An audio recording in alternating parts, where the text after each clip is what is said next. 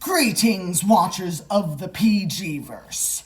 Today, I have a treat for you because today will be my second video. However, so, as you know, part of my channel is supposed to be dedicated to fan fictions I have written.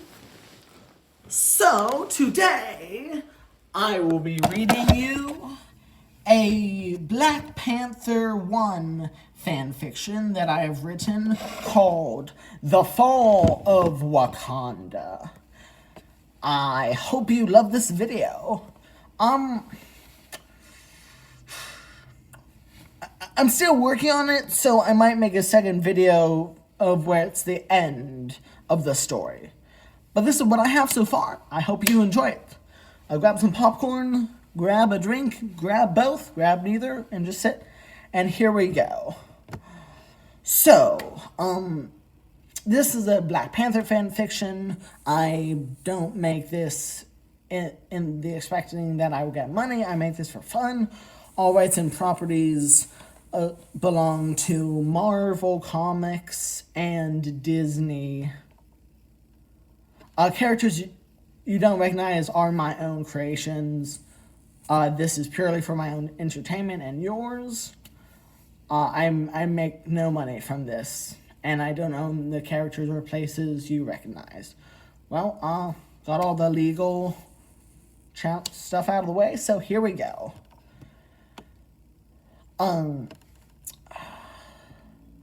Okay, this takes place a few weeks after Prince N'Jaka, aka Killmonger, became king. Here we go. M'Kathu, the leader of the Wakandan border tribe, was furious that an outsider who hadn't even lived in Wakanda had just won the tournament to become king. And the royal family was okay with this? What? Well, I'm not. Helekatabu, send a message to the United States. We will need help with dealing with this outsider that dares call himself king. We also need their help with military aid. So, because we will never bow to a foreigner. We will not. A few weeks later, a U.S. Air Force transport plane landed in a South African military transport. The South African government is lending them the usage of 2 of their airfields. Eventually, they were dropped off an hour to the Wakandan border.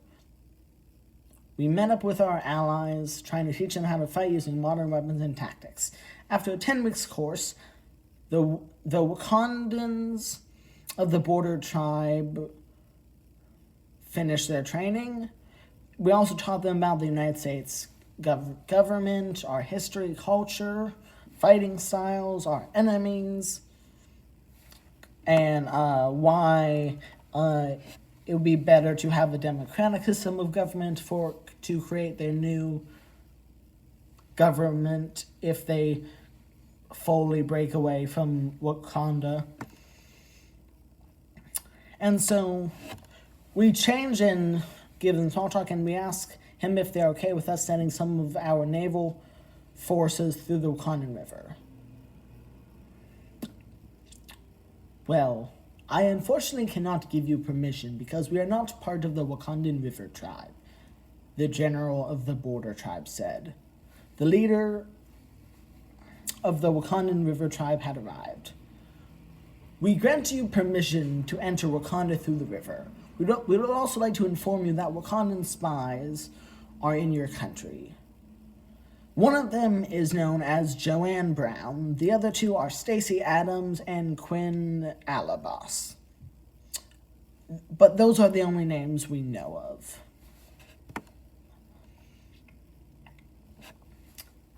Thank you, ma'am. While this has been happening, my superiors have been listening to this conversation and are currently dispatching the information to the various law enforcement agencies. But there's some more we would like from you. We would like access to your energy shields, energy shield cloaks. We'd also like to access to the vibranium weave clothing if it's possible. Well, unfortunately, only the Wakandan Royal Guard has the vibranium weave armor. However, we can give you several of our cloaks. In fact, we brought some. Here are 3 dozen of our nice vibranium, shield generating cloaks. Here you go. This is how you activate them. You just grab it, lift it up, and it creates this shield like it's doing now. There you go. Okay. So, thank you for that, ma'am. Now we will teach you how to use rifles, revolvers, submachine guns, regular machine guns, sniper rifles, grenades, daggers, etc. We will also teach you hand-to-hand combat, how to do combined arms tactics. We will teach you a little bit of espionage, how to follow directions, how to get practice for drills. So yeah. Oh, we also might teach you how to use drone warfare, but we probably won't go to that in just 10 weeks. Okay, we will also put defenses in your river like activated cameras, silent alarms, and maybe some booby trap nets to activate, as well as combined arm tactics. A month later, in the Wakanda River, a squad of one of the squads of SEAL Team 6, as well as a squad of Marine Recon, were going through the river that pours directly into Wakandan capital. At the mouth of the river, a platoon of U.S. Marines were raiding and sitting in a dozen motorboats. They were being protected by a U.S. Navy gunboat. A few yards away was a U.S. Navy battle group that had carried them all. Meanwhile, in the Wakandan throne room, Halak Etabu stood up. As leader of the Wakandan border tribe, I will not bow down to an outsider that dares call himself Wakandan, when he has never even lived in Wakanda, much as set foot here. That is why I am seceding from the kingdom of Wakanda.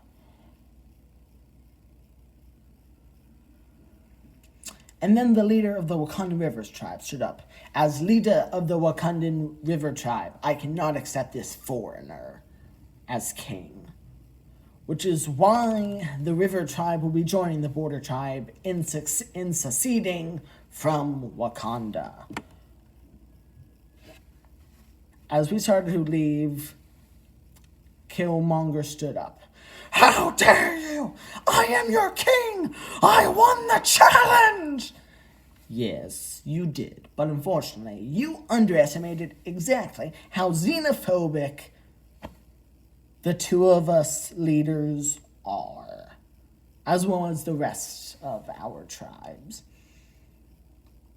So, if you actually were born in Wakanda, or at least lived in Wakanda for enough time, I would consider you worthy of being king, but you're not. So I don't. Well, goodbye, foreigner. Oh, but don't worry, we have our own way out. We started walking to the windows. There was a loud boom, and a team of U.S. Army Rangers swung in. The captain nodded to me. Well, sir, did your meeting go well? Captain McTavish asked me. I felt it was a fairly successful meeting, Captain, and we are ready to go with you. We jogged to our escorts and they quickly buckled us to them. Well, everyone, let's go. We swung out the windows and our boots thundered down the side of the tower as we rappelled down. We heard an "Ah! Dora Milaje, cut those ropes!" While this was happening, the riflemen and the helicopters were firing to wound the Dora Milaje.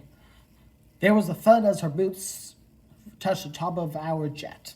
We unbuckled our rappelling gear from the ropes, and then we helped the leaders of the Wakandan River Tribe and Border Tribe and his guards inside. We then sped off. We quickly arrived at our airfield. We landed and helped our allies exit our jet. So, now that's happened, you should know what protects our base. The South African 8th Armored Battalion, as well as a squadron of BAE Hawks, piloted by the Wakandan River Tribe. There was also a squad from the Wakandan Liberation Army, troops that were practicing using their mortars, while another squad was broken up as sniper teams. And the Wakandan Liberation Army is the army that used to be the Wakandan River Tribe, as well as the Wakandan Border Tribe. While another squad was acting as sniper teams. Unfortunately, 2 squads of the Dora Milaje arrived. Attention Wakandans, you are being given one chance to surrender. You have betrayed your nation and the king, and you have collaborated with foreigners. What is your decision? We will not bow to a foreigner just because he won this stupid competition. We don't care if he's the cousin of King T'Challa. He is a bloodthirsty man that is too goal-focused, and he has shown little loyalty to anyone he's ever worked with in his life. We can't trust him as a king. Also, the fact that we have a king is just nonsense. This is the year 2018. And we still live under an absolute monarchy? I don't think so. It's just stupid because our allies have created far superior systems of government, like democracies, republics, parliamentary monarchies, democratic republics, socialist republic. They're all good because in these systems of governments, even the common citizens can help vote on laws. And they can choose the leader. And you don't choose the leader just from winning a stupid fight. But also, we need leaders that care about the people and care about our laws. But also, as a great person once said, power corrupts and absolute power corrupts absolutely. That is the reason we're rebelling against N'Jaka. But also, yeah. So, what we didn't know was, while this was happening, in Richmond, Virginia, at the Naval Federal Credit Union, a clerk named Stacey Adams, as you know, is one of the Wakandan spies, was at the center when she was called into her boss office. "Hello, Miss Adams. I need to talk to you in my office right now." "You see," she nodded and walked into my office. "You see, it has been discovered that you're a spy, and I will not have a spy working in my bank." So, Miss, I don't believe that you're not a spy. And unfortunately for you, neither do the other people. Wait, what other people? Meanwhile, outside of the bank, a team of FBI agents arrived.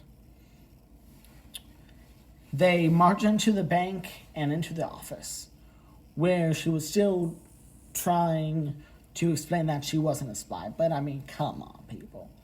Of course she's a spy.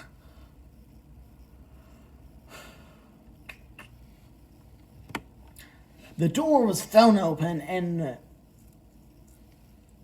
the agents pointed their rifles at me. One of the agents takes off my Komodo beads. Uh-oh, I think. They know about the use of them. You won't be talking to your boss now. The lead officer smirks. Meanwhile in Washington, D.C., another one of the Wakandan war dogs, Joanne Brown, was caught before she can leave her home. She was brought in for questioning by the Washington D.C. police. They were brought to the nearest police station and booked for espionage. At the police stations, they were locked up until the FBI could arrive and bring them to a place like Guantanamo Bay if it's needed. But also, we had their homes, vehicles, and workplaces searched to make sure there weren't any recording devices or anything else that helps with their spying on us. Meanwhile, back at Wakanda, we aimed our weapons at the Wakandan Royal Guard. And one of the captains spoke.